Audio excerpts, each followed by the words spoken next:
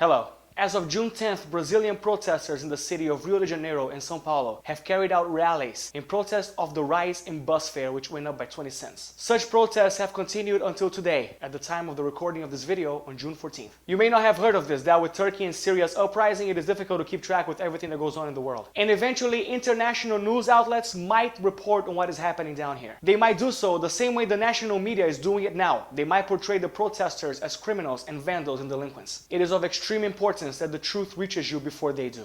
The recent uprising that is spurring in Brazil is not an act of unwarranted violence, and it is not gratuitous vandalism. It is the result of what happens when a society is forced to put up with the ludicrous, nonsensical laws that are created only to benefit the lawmakers themselves, and which result in a wealth and social gap so outrageous it would be cause for hilarity if it weren't true. Some of the policies proposed and approved by our representatives are as follows. And I assure you, as incredible as they may appear, I am not making them up. They are real and they are being exercised right now. Politicians have awarded themselves the privilege of receiving up to 3 extra months of salaries. So after resuming their year's pay in their December salary, they are paid thrice more, as if their year had 3 extra months. And their salary, by the way, is about 17,000 reais per month, while minimum wage stands at 600. Politicians have also awarded themselves privileges for paid expenses, such as air tickets, ranging from 10 to 22,000 reais. Government-provided housing expenses to the tune of 3 to 4,000 reais. Private phone expenses for up to 1,000 reais per month, as well as an amount between 60 and 82,000 reais of spending money, which they then can use in order to pay off whoever they claim is necessary for them to conduct their daily functions. Politicians sometimes take advantage of this by hiring friends and relatives for completely made-up positions, professions that don't exist,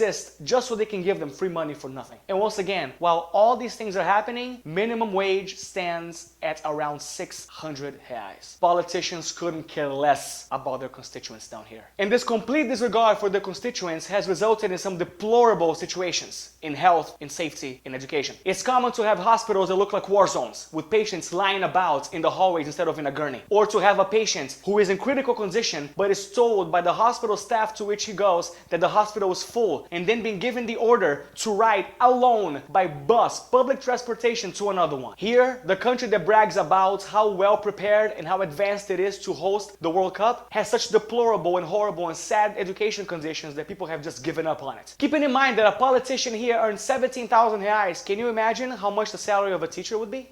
800.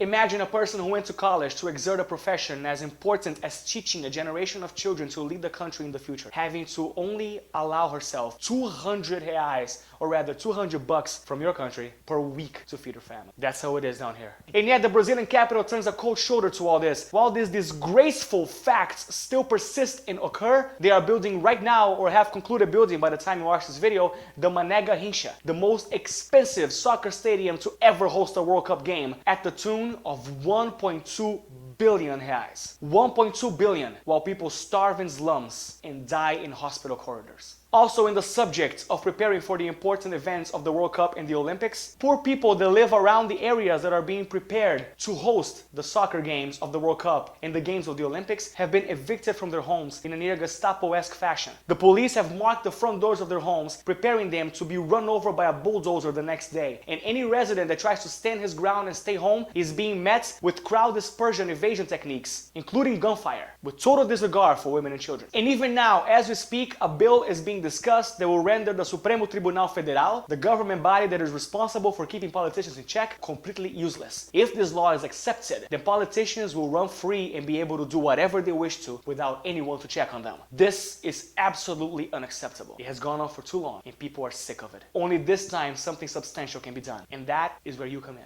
In 2014, Brazil will host the World Cup, 2016 the Olympics, the two most prestigious and renowned athletic events in the world. Brazil cannot afford to have its reputation smeared now. If there is a worldwide outlash against the things that are happening here, the people in control will be forced to do something about it. Under the threat of a besmirched reputation and international pressure, Brazil will be forced to change.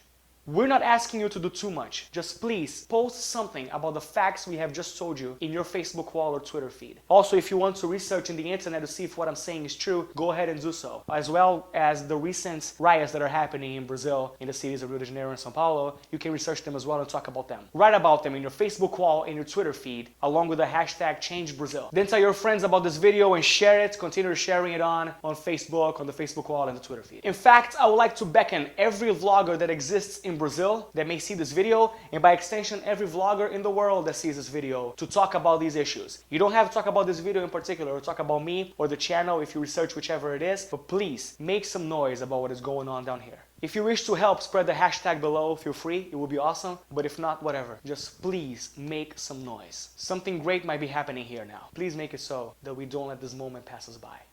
The people are always more powerful than the government chosen to preside over them. Always. Thank you, and please help us.